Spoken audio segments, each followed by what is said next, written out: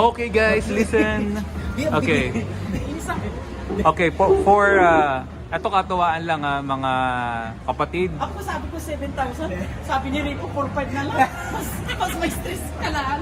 4-5 lang. Gusto nyo bumili tayo bukas eh. Okay, ready na. Okay, go na. Ready. Ito ay katuwaan na tanong lang ha. Okay. Kung may nagtatanim ng sama ng loob, bakit wala ito sa kantang Bahay Kubo? Kasi, ang pagtatanim ng sama ng loob ay nasa puso. Kaya mo bang itanim ang sama ng loob at sakit na nararamdaman mo sa lupa? Hindi, di ba? Ikaw, ang sagot mo. Para sa akin, hindi talaga na itanim ang sama ng loob doon sa bahay kubo.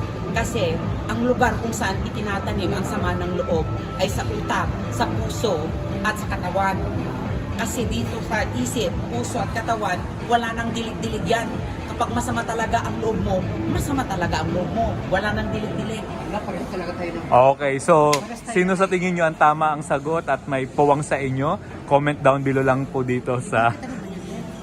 Basta paramihan lang.